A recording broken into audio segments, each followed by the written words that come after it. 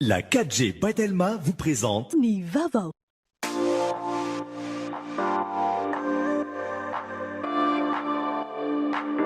Luxor, le plaisir du confort. Nulchanao ni Fampalalambavao. Batimax, la qualité au meilleur prix. Vous présente Ni Vava.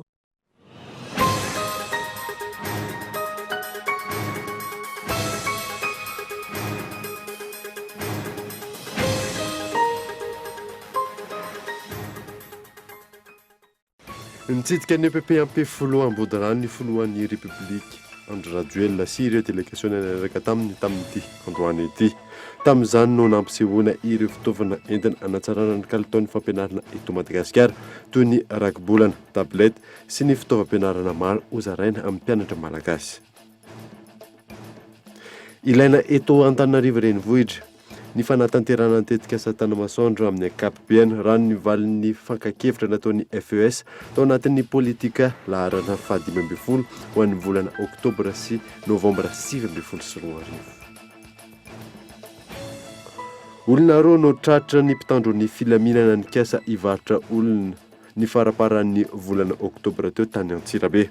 Olona misa fito ireo no kasaina amidy ireo ary nahitana zaza roa latsaky ny 7 taona sy mpivady roa. Ny gadona io ariva io teny amin'ny lapan'ny kolotsaina sy ny fanatanjahantena Mahamasina ny vata mangatsiaka ny Dada Mahaleo raha niala tany Antsirabe. Mpanakanto, namana, mpankafy hita teny an-toerana nampaheran'ny fianakaviana. Maresaka iraisam-pirenena namoaka fanambarana ny Frantsay fa matin'ny tafika Frantsay ilay terroriste Alio Maisho, terroriste faharoa nitadiavan'ny Frantsa indrindra. Ny adidin'ireo avy hatrany ary.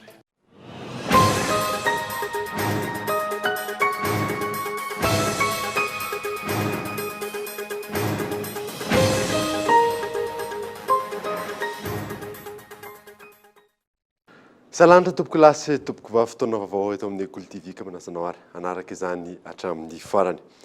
Nanomboantsika ny vaovao nitsidika ny EPP ampy foloa ambody rano ny filohan'ny pirenena Andry Rajoelina sy ireo délégation niaraka tamin'ity androany ity. Tamin'izany nampisehoany ireo fitaovana entina hanatsarana ny kalitaon'ny fampianarana eto Madagasikara. Natsipirina izay teny olona saina. Tao amin'ny EPP ampy filoha ambody rano no nanamarina ny fidiran'ny mpianatra ho an'ny taona 2024. Ny filohan'ny République Andry Rajoelina, ny ministry ny fanabeazam-pirenena, olo-manakajy ambony sivily sy miaramila no tonga teny an-toerana. Tamin'izany no nanolorana ireo fitaovam-pianarana ho an'ny mpianatra sy ny ragbolana. Ahoana moa no ahafahan'ny mpianatra malagasy hitombo fahalalana raha tsy manana boky, raha tsy manana fitaovana, marina sa tsy marina? Dia hoy aho hoe manomboka zao dia tsy hanome fotsiny fitaovana anareo fa manamarika ny tantaran'ny firenena ny zavatra atolotra ho an'ny mpianatra malagasy manomboka androany dia ny fanolorana ny mpianatra rehetrarehetra, ny sekoly rehetrarehetra ity ragbolana ity. Ity ragbolana ity dia ahafahanareo mifehibebe kokoa ny teny malagasy. Zay ao anatin'izy ity misy sary maro dia maro ary misy ihany koa zay teniny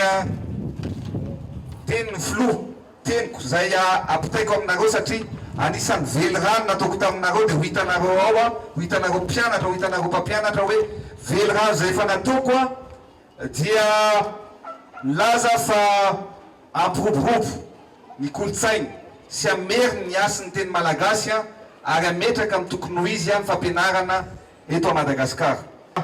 Izy io ny ambaratonga voalohany sy ny ambaratonga faharoa dia ho zarainy.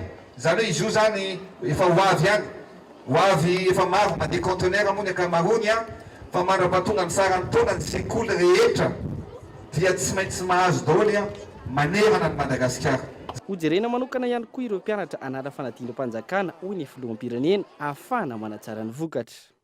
Dia mila vetesina ao apo, mila voizina ao an-tsaina, izany fitiavan-tanindrazana zany.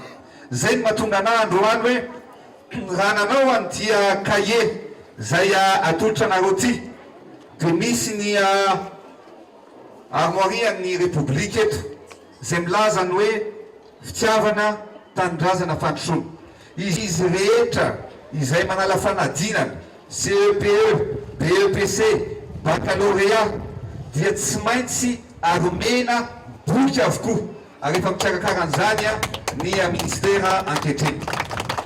Ny zavatra farany zay nampanateneko anareo ary nareo eto Ampefiloha Ambodirano ny ankizy T5 rehetra rehetra eto dia mahazo an'le tablety avokoa ohatran'ity izy io.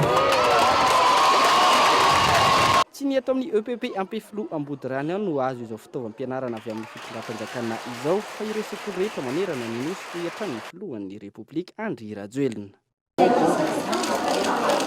Ankoatra ireo ho raisina tanana ny fanadiovana ireo lakan-drano hoy ny filoham-pirenena. Efa mbetsaka nandalo tety mijaly loatra nareo ty iny lakan-drano iny aloha fa teneniko ny gouverneur atao alalininy iny atao dragage dia mba alalininy ny rano iny rehetrarehetra iny dia mba diovotsika atao madio zay no ataotsika le fako ery koa dia gaga hoe tsy mba misy mandroaka ve le fako tena feny fako be ry rehefa tsy anao ny hafa dia alohatsika rehetrarehetra no miara amin'ny farimona dia tsika ny andefasako camion ty nareo dia areo no mandroaka amin'ny fako fa tsy menatry ny hainao anatin'ny maloto ny ponina. Noraisiny filohan'ny Repoblika Andry Rajoelina teny amin'ny lampam-panjakana Iavoloha omaly ny Premier ministre lefitra avy amin'ny Repoblika eto mahoaka ny Chine sy ireo délégationna niaraka taminy. Ity fionana ity izay nentina nanamafisana ny fiara-miasa eo amin'ny firenena rotota. Io no nasainatra. Manatanteraka fitsidihana aty Afrika ny Premier ministre lefitra avy amin'ny Repoblika eto mbahoaka ny Chine, Sun Shonlan sy ireo délégationna miaraka aminy amin'izao fotoana izao ka i Madagasikara no nofinidin'izy ireo anombohana izay fitsidihana izay.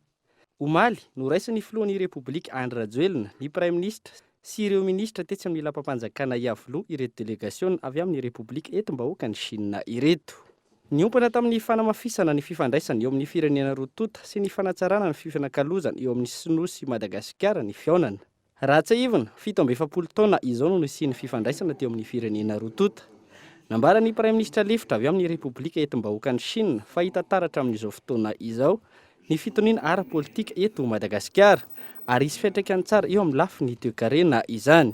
Nambarany filoham-pirenena Andry Rajoelina fa i Chine no isan'ny firenena mahavita fifanankalozana ara-barotra be indrindra amin'ny Madagasikara ary isan'ireo mpiara-mombonantoka ara-stratéjika ihany koa eo amin'ny lafiny fampandrosoana.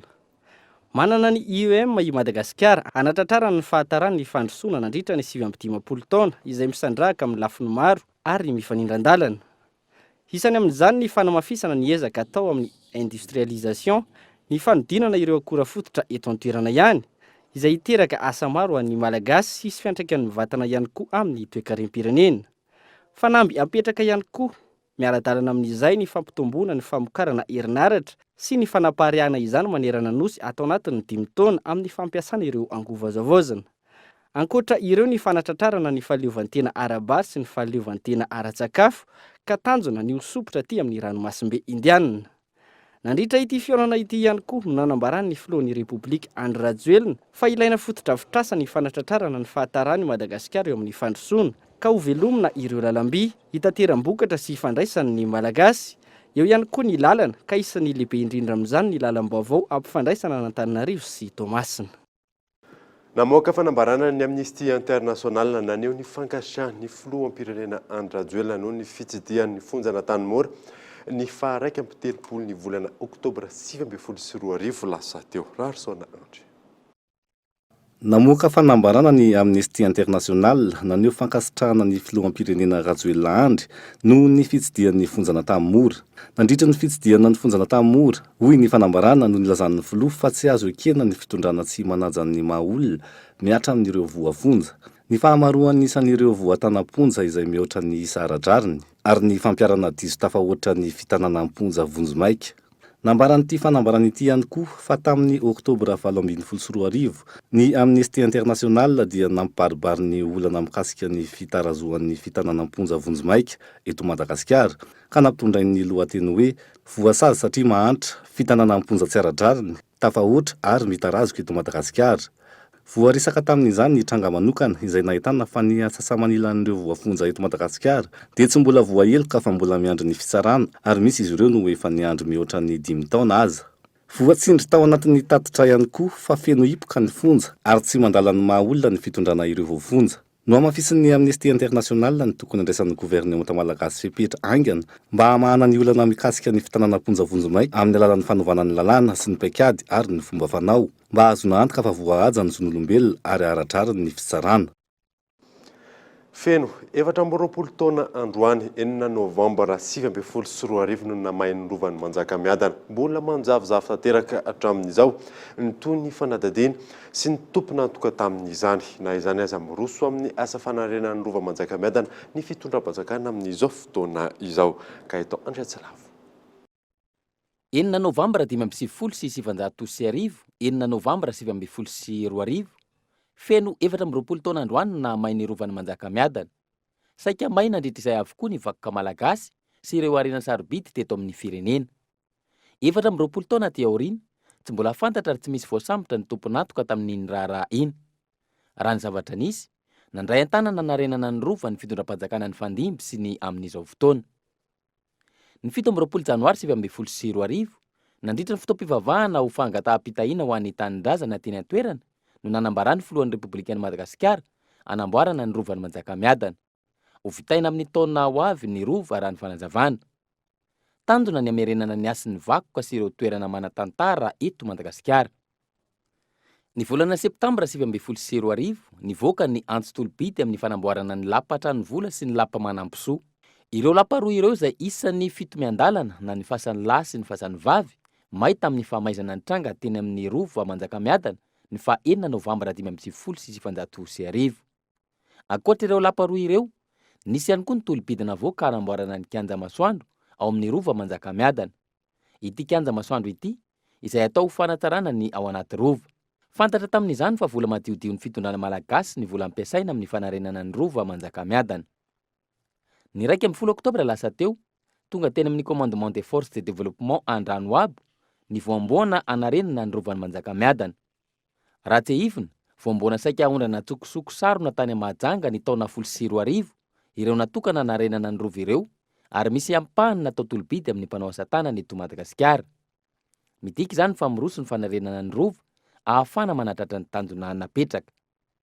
Raha ny tantara, ny mpanjaka Andrianjaka nanomboka ny rova amin'ny endriny plateforme teny ambonin'ny vohitra ambony indrindra eto Antananarivo.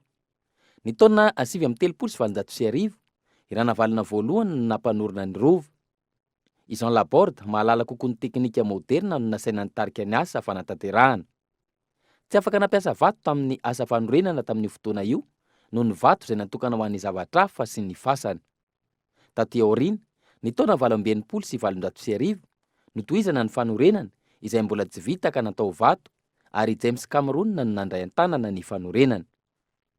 Tokony ho anatra ho an'ny fireneny ny namain'ny rova ny taona 2020 iny. Mila mitandrina ny tsirairay manoloana ny fiarovana ny vakoka. Hatreto aloha, samy miandra ny valin'ny fanadihadiana mahakasika ny raharaha nandorana ny rovan'ny Manjakamiadana ny malagasy rehetra. Ilaina eto Antananarivo renivohitra ny fanatanterahana tetika asa tana masoandro amin'ny ankapobeny raha ny valin'ny fankakevitra nataon'ny FES izay nivoaka tao anatin'ny politika laharana 15 ho an'ny volana Oktobra sy Novambra 2024. Michela Ranarjo. Amin'izao fotoana ny fampielezan-kevitra ho an'ny fifidianana kominaly izao, valim-panontaniana maromaro no navoaka ny laharana 15 ny politika ho an'ny volana Oktobra sy Novambra 2024. Teboka maromaro araka izany no sotomana ny sainy ny mponina amin'izao fotoana izao. Tafiditra tokoa anatin'ny vanim-potoanan'ny fampielezan-kevitra sika sy amin'ny fifidianana izay be ny tanàna manerana ny Madagasikara. Dia amin'ny anisan'ny anjara andraikitry ny Fondation Frederic Gebert moa zany sy ny gazety boky politika dia ny mitondra hevitra sy ny mampahafantatra ny mpifidy sy ny olom-pirenena rehetrarehetra hoe inona ny lokanady na ataontsika hoe défi ao anatin'izany fifidianana zany. Dia anisan'ny fitaovana anankiray zany ny ataontsika hoe ny fanadihadiana na ny sondage. Izany sondage zany dia miteny hoe inona zavatra maharary ny mponina eto Antananarivo. inona ny zavatra andrasan'ny mponina Antananarivo hoan'ny zay tarika ny Antananarivo raha ampitso rehefa vita io fifidianana io, ary ihany koa hoe inona koa ireo ataontsika hoe teboka maromaro izay ilaintsika fanatsarana. Araka izany, iray amin'ireo fanontaniana nanontanianany olona ny hoe tombony hoan'Antananarivo renivohitra ve ny tetika asa tanàmasoandro. Ny nanontaniana tamin'ny mponina Antananarivo voalohany aloha hoe inona ireo zavatra mila amboarina eto Antananarivo. Ny faharoa ihany koa karazana be ny tanàna ahoana mila itsika hitarika an'ity tanàna ity, ary ny fahatelo ngezabe ahoana ny fahitan'ny mponina Antananarivo mitetika asa tanàmasoandro io. Mponina Antananarivo fa tsy hoe mponina Ambotrimanjaka. Ny ankapobeny aloha zany hitapo-pitam-pirenena fa ny olana lehibe indrindra atrehana Antananarivo dia ahoana ny fikirakarana ny fako eto an-drenivohitra. Ny olana faharoa ny fitohanana lavareny, ny fifamoivoizana, ary ny olana fahatelo ny tsy fananana asa sy indrindrandrindra ny tsy fandriam-pahalemana. Ireo mino fa na nisy sondage na tsy nisy sondage olana efa iarahantsika miaina zany. Fa ity sondage ity zany vao may manomentsika akora siantifika ahafahan'ny mpitarika an'Antananarivo raha ampitso miatrika izany adidy lehibe izany. Ho an'ny ilay tetika asa indray zany dia hita fa eken'ny mponina Antananarivo aloha ilay tetika asa amin'ny ankapobeny, fa mazava ho azy misy ihany manohatra ny tetika asa io, ary tena ohatry ny any amin'ny firenena rehetrarehetra naneo hevitra zany ny mponina moa zany mazava ho azy mahakasika an'izay. Hoentina aminao manaraka kosa ny antsim-piriany izay valim-panontaniana izay amin'ny alalan'ny antontanisa maro. Olona miisa 12,540 ireo nanontaniana ny hoe tombony hoan'Antananarivo renivohitra ve ny tetika asa tanàmasoandro.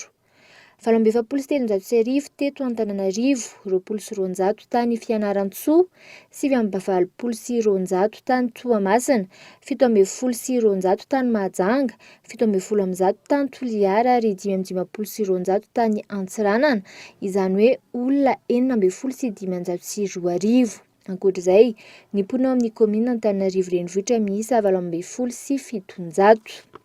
Raha ny valim-panontaniana azo amin'ireo olona 4,520 nanontaniana manerana ireo faritra enina eto Madagasikara, 9,900 no nilaza fa eny tombony hoan'Antananarivo renivohitra ny tetika asa tanàmasoandro, 400 nilaza fa tsy misy tombony hoan'Antananarivo renivohitra ny tetika asa tanàmasoandro, 20,100 mirona ihany koa any amin'ny eny, 400 mirona any amin'ny tsia, ary ny 700 no tsy nanana hevitra. Raha jerena kosa ny valon'ny fanontaniana tany amin'ny faritra sy teto amin'ny komina Antananarivo renivohitra dia tahaka izao. Ho an'Antananarivo tamin'ireo olona 7,700 nanontaniana, 3,100 no nilaza fa eny tombony hoan'Antananarivo renivohitra ny tetika asa tanàmasoandro, 500 milaza fa tsy, 4,100 mirona any amin'ny eny, 900 kosa mirona any amin'ny tsia, ary 900 tsy nanan-kevitra.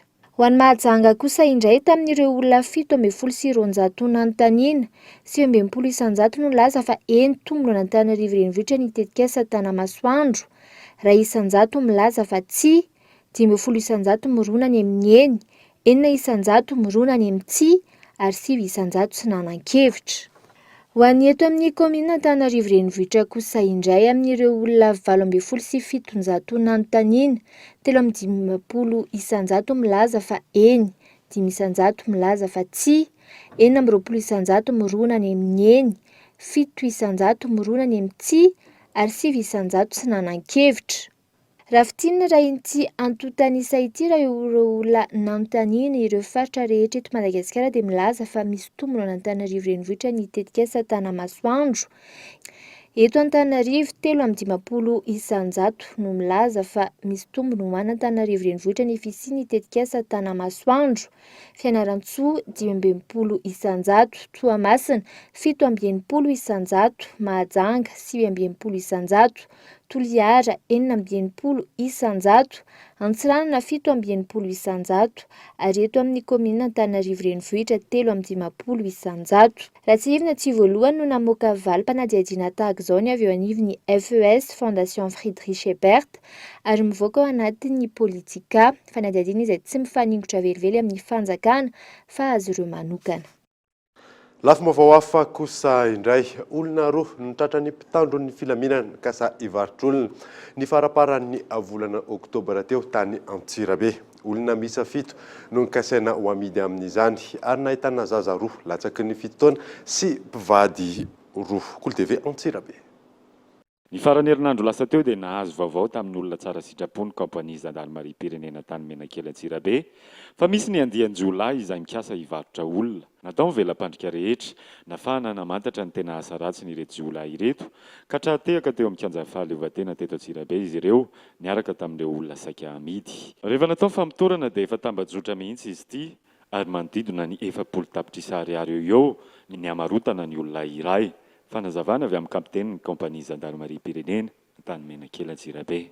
Nahazo information zay momba fivarotan'olona ka nitrandrahana le renseignement dia tamin'ny le 28 zany natao le filiature 28 octobre natao le filiature ka tena nisy tokoa le izy tena mitombona le zavatra. Nisy olona anankiroa zany olona tratrany Ambodiondro tamin'izay sekanao ny zavatra io. Anankiroa zany le zazakely. 10 taona anankiray dia latsaka an'izay anankiray.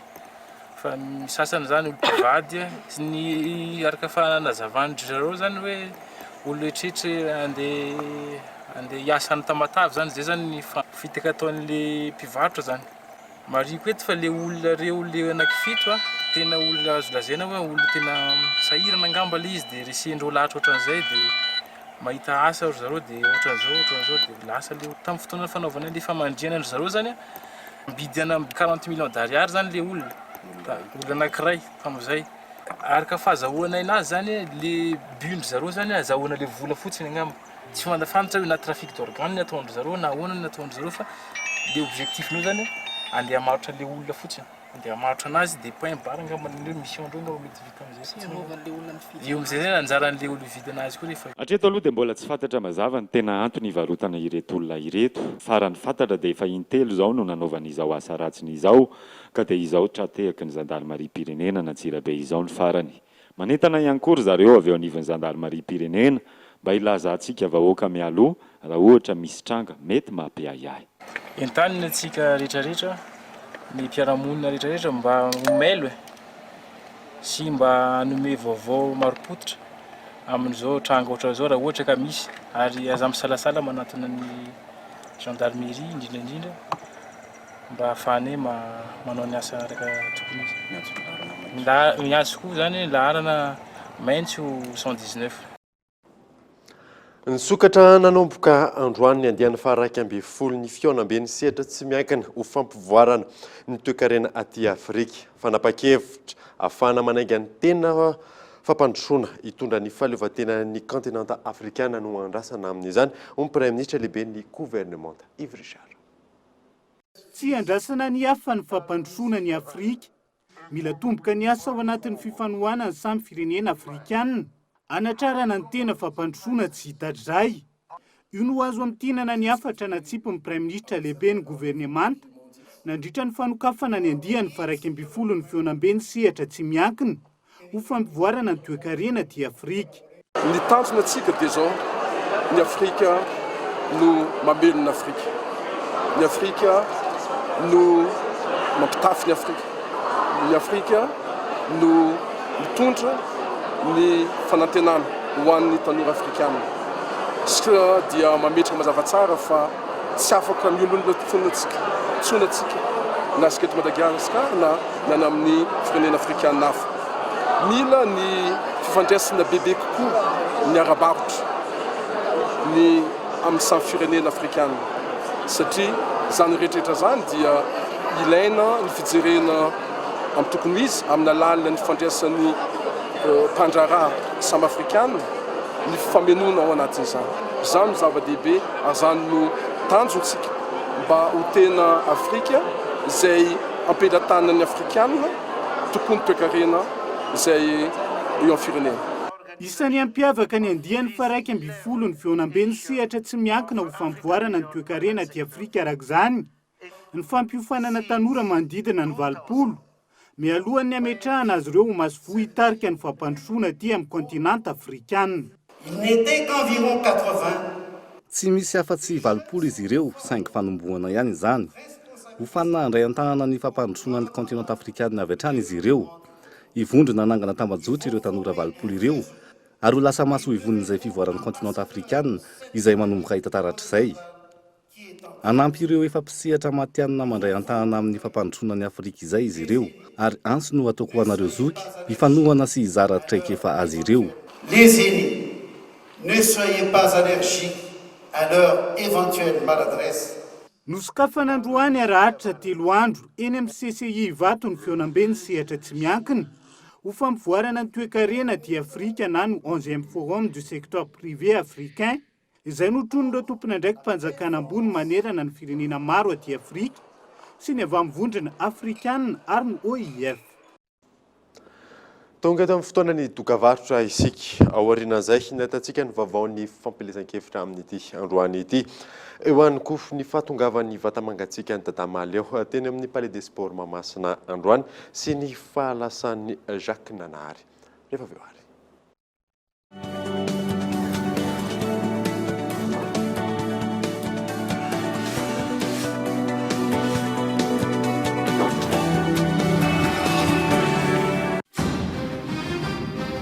Le CNAM Madagascar vous offre une possibilité d'acquérir un diplôme international qui vous ouvre les portes dans le monde. Formant les plus hauts placés des administrations, CNAM vous propose plus de 658 parcours niveau bac à bac plus 8. Réussir, apprendre, innover. Les formations que nous offrons répondent aux normes du marché mondial du travail.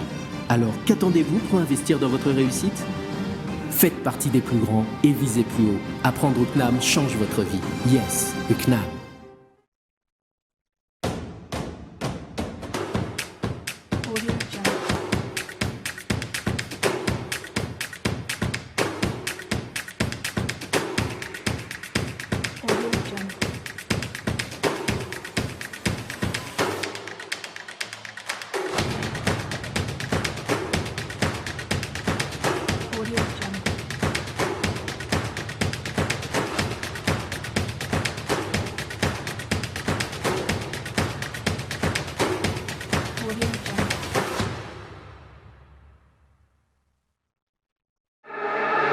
Yes, I feel good. Oh yeah.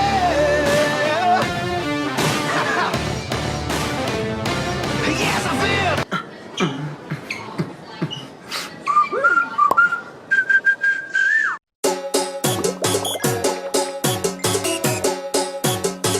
Vovo, Yellow Facebook Baka. Likez, commentez, publiez, partagez. Yellow Facebook Baka. 1 giga APSN en ftonare. En vidin qui mangiatoare armunza. Sindiuni 10 322 étoile 65 dièse.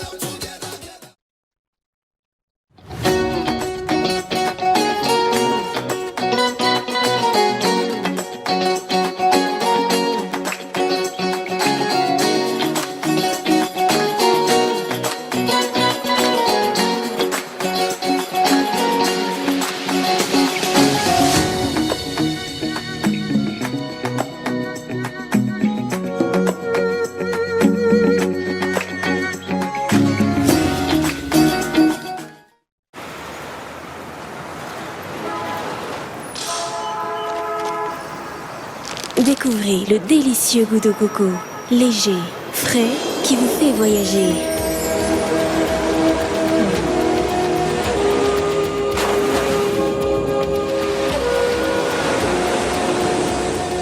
Bounty barre chocolatée, noix de coco, chocolat. Bounty, un goût de paradis.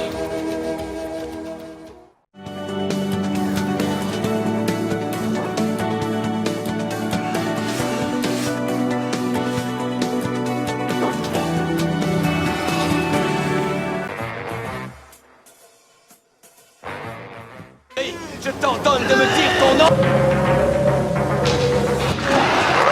Sors de ce corps.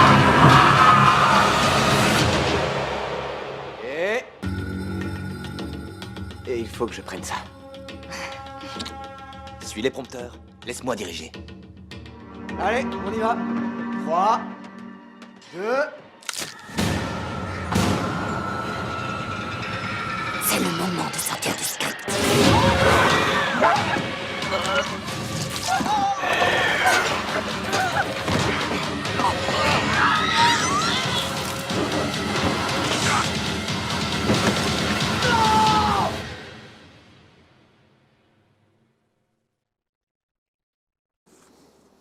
Velona eto amin'ny fampahalalam-baovao isika. Apetraka ho mangarahara ny fanaraha-maso sy ny fitsiriana ary ny fitantanam-bola raha lasa ben'ny tanàna Antananarivo ao ho ny kandida ben'ny tanàna eto Antananarivo renivohitra Naina Andrizitoaina androany tao amin'ny boriboritany faha-efatra. Andry Ratenaina.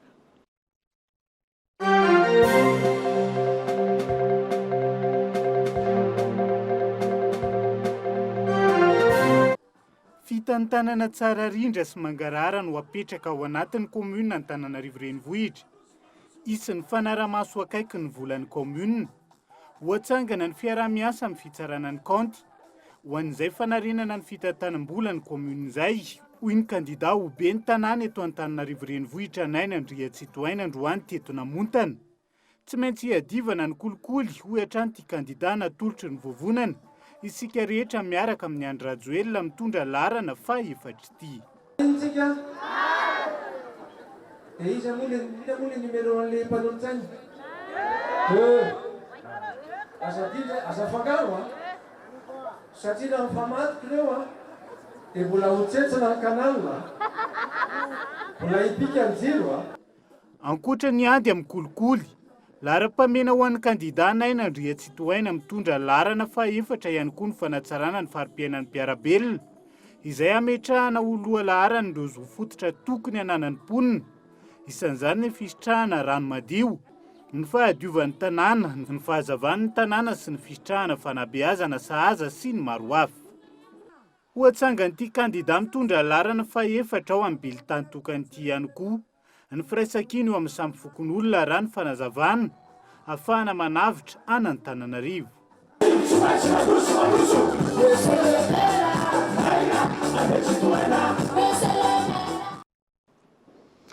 Filaharam-be mitetin'ny fokontany maro tao amin'ny komuna Ambohimangankely no nanombohan'ny kandida ben'ny tanàna Ralijaona Ajo. Larana faha-efatra ny fampelezan-keviny nandritra ny andro voalohany omaly. Natsipiriza izay etin'ny Ralijaona Andry. Filaharam-be nitety fokontany maro tao amin'ny komuna Ambohimangankely no nanombohan'ny kandida ben'ny tanàna Ralijaona Ajo. Larana faha-efatra ny fampelezan-keviny omaly. Vahoaka marobe no nanotrona azy tamin'izany.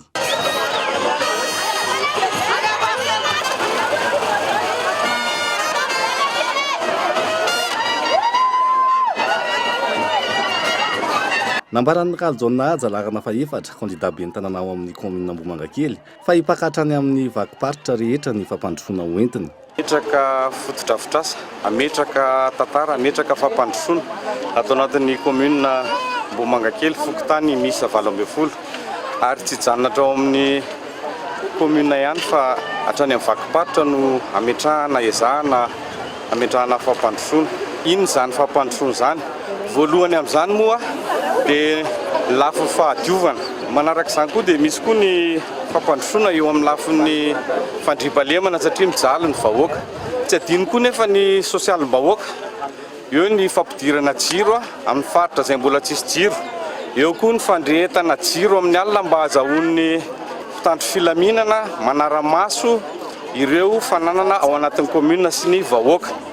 Manaraka izany dia eo koa ny resaka rano fisotro madio satria atao anatin'ny komuna Ambohimangankely raha hitanareo dia tena mbola betsaka ny olona mijaly ao anatin'ny fisotroana rano madio. Tsy adino ihany koa ny lafin'ny fampianarana. Misy zanatsika ireo misy faritra ohatra hoe ty toerantsika ty amorona koa mbola tsy misy EPP, mbola afaka koa ny komuna miara-miasa amin'ny fanjakana manonona zany EPP zany. Manaraka izany manangana ny terrain fialamboly dia amin'izay fotoana izay mba tsy variana le tanora komuna Ambohimangankely, variana amin'ny tanin'andro fotsiny fa entanina ireo tanora ireo zany mba omena fanabeazana izy. Nanentana ny mponina ao amin'ny komuna Ambohimangankely anefa ny adidiny amin'ny 17 Novambra ho avy izao ihany koa ity kandida ity satria fifidianana miatraika amin'ny vantana amin'ny vahoaka no tontosaina.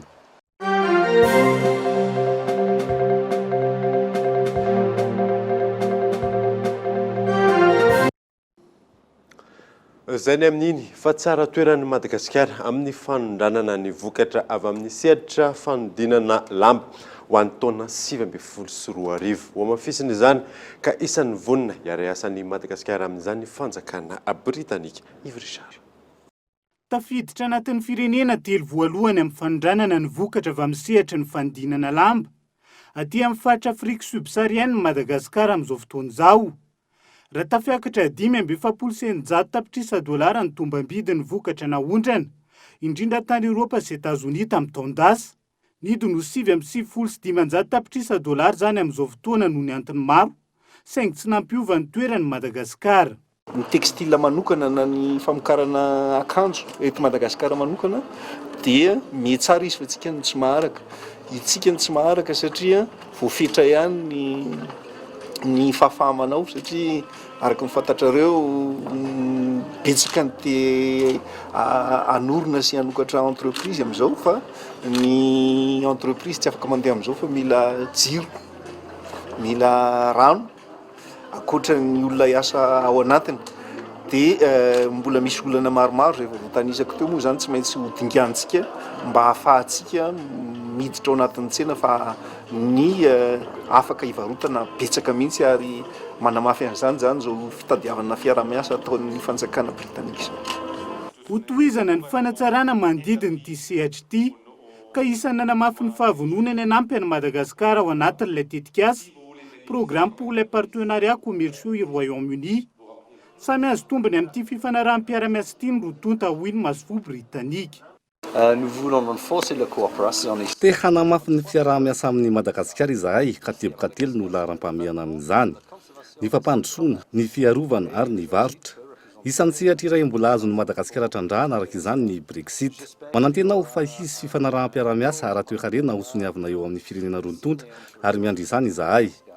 Ary farany dia vonina izahay hanampy an'i Madagasikara hitrandraka bebe kokoa ny fahaiza-manao indrindra eo amin'ny sehatry ny fanodinana lamba. Surtout dans le domaine de textile. Isan'ny sehatra miantoka famoronana asa maro ny fanodinana lamba. Manodidina ny 5,000 ohatra ny mpiasa amin'ny sehatra amin'izany.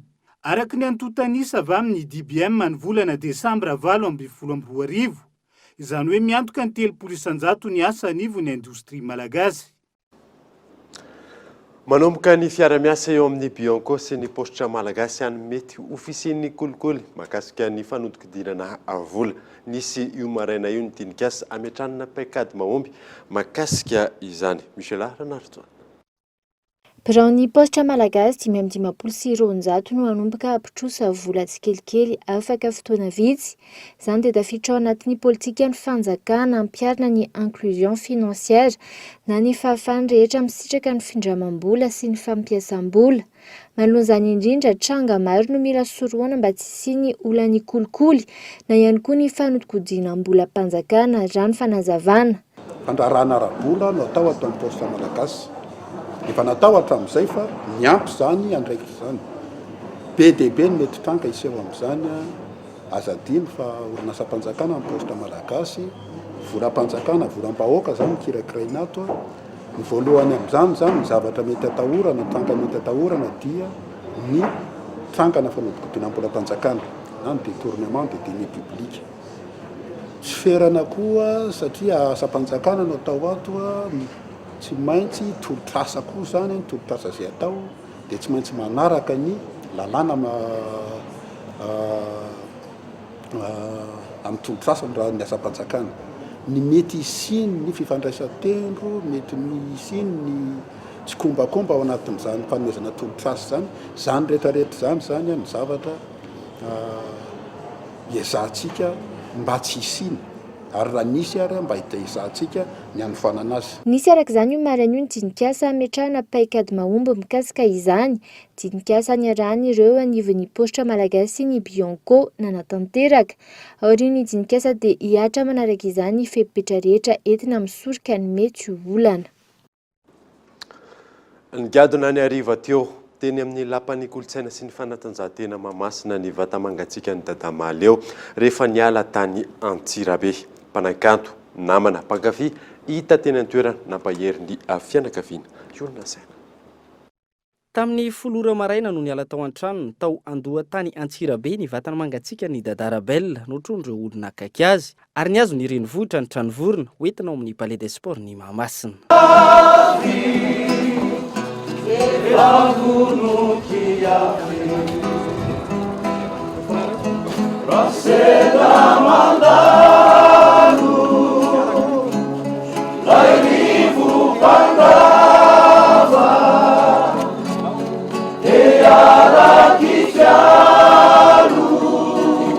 Efatrora ariva no nigadona teto amin'ny lapan'ny kolotsaina sy ny fanatanjahantena Mahamasina ny vatana mangatsiaka.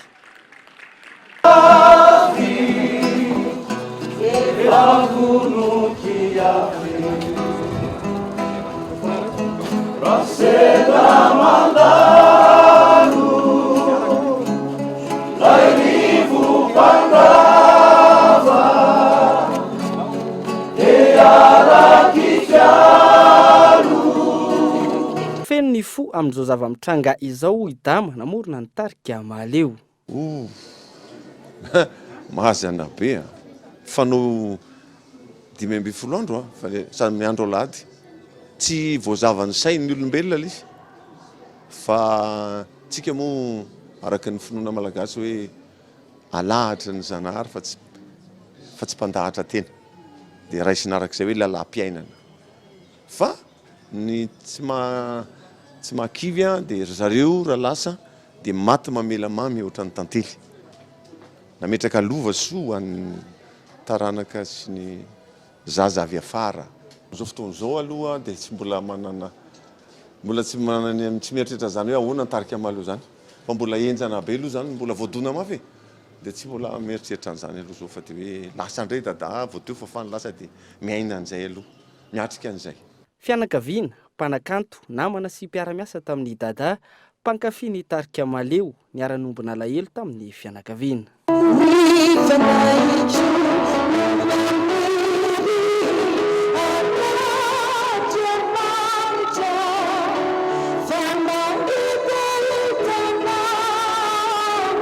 Andrasanao amin'ny lapan'ny kolotsaina sy ny fanatanjahantena Mahamasina anioalina ny vatana mangatsiaka ny dada maleo. Rampitso no entina ao amin'ny katedraly FJKM Analakely mialohany ametrahana azy ao Mandrosoa Betafo. Dia mbola manjobona ihany koa ny kanto malagasy nodimandry Androany Jacques Nanahary. Iray amin'ireo nandrafitra ny tarika ny Nanahary nodimandry avokoa arak'izany ankehitriny ireo nandrafitra ny tarika. Miantarandriana io. Manjombona ny kanto malagasy nodimandry Androany Jacques Nanahary iray amin'ireo mandrafitra ny tarika Nanahary. Tarika izay nahitana ny mamy Efraim, Pierre ary ny tenany Jacques. Izy ireo izay samy efa nodimandry avokoa arak'izany. Tsy ahivina, tarika anisany nalaza tany amin'ny taona 70 sy 80 tany Nanahary. Nanana nampiavaka azy izy ireo indrindra ny teo amin'ny tononkira. Iram-pitiavana, ny resaka fiainam-piarahamonina ary ny raharam-pirenena no hita tamin'ny kanto sy ny tononkiran'izy ireo. Irany tarika isany nampisongadina azy ireo atao anatin'ny taona maro ka hatramin'izao ny Rahamalaza Tosidra izay nivoaka tany amin'ny taona 70 tany. Nampisongadina azy ireo ny filalaovana gadona tamin'ny feony vava toa ny beatbox amin'izao fotoan'izao. Ny fianakaviam-ben'ny Kolo TV FM dia mirary finoana feno ho an'ny fianakaviana. Rivotra madio dia madio mena tsika lotonina amin'ny entona sy mihitsy maitsy ara-dotra ny talentsika miampy ny setroka amin'ny sidraratsika manjary rivotra tena mampitsy mipipitra ny volonanka mipipitra ny lohandraka. Kolo TV iray manontolo dia mirary finoana feno ho an'ny fianakaviana. Maresaka iraisam-pirenena namoaka fanambarana la Frantsa fa maty nitafika Frantsay ilay terroriste Ali Maïchou, terroriste faharoa nitadiavin'ny Frantsa indrindra. Fanandina. Nampahafantary ny tafika Frantsay omaly tamin'ny alalan'ny fanambarana navoakan'ny ministra Florence Parly fa maty nitafika Frantsay tany Mali ny fiatomboan'ny volana Oktobra iny i Ali Maïchou, terroriste teo amin'ny laharana faharoa nitadiavan'ny Frantsa indrindra. Voalaza isan'ny mpitarika ny GSIM na ny groupe de soutien à l'islam et aux musulmans i Ali Maïchou ary mifandray tanteraka amin'ny fivondrona ny jihadista Al-Qaïda. tsy ny frantsay ihany no nikatrika nyity terroriste ity tany Sahel fa ny amerikanina ihany koa. Ny taona 2014 no nanatevin-dahirana amin'ny Al-Qaïda tany Maghreb islamika ny tenany ary nanomboka ny taona 17 no mpitondra na leader ny GSIM. Ny GSIM izay isan'ireo nilaza ho ambadiky ny asa fampiorona maro tao Bolkesi sy Mandoro, Ouagadougou sy ny maro hafa. Miaramila mieriny 507 ankilany no tafapetraka ny Sahel manatotosa ny opération anti-jihadiste Markan efa herinandro maro zay. Dia izay mamarina vaovao tamin'ity alina ity. Ankasitrahana ianao nanaraka izany. Soava tsara daholo tompoko.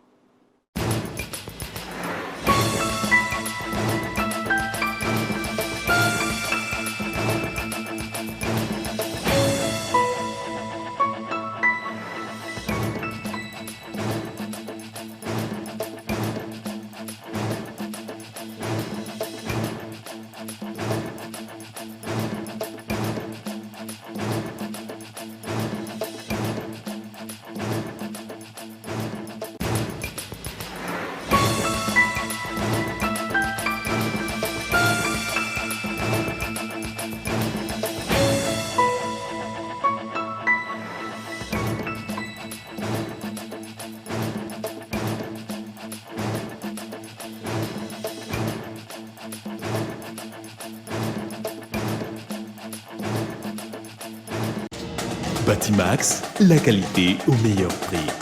Vous a présenté Ni Vavao.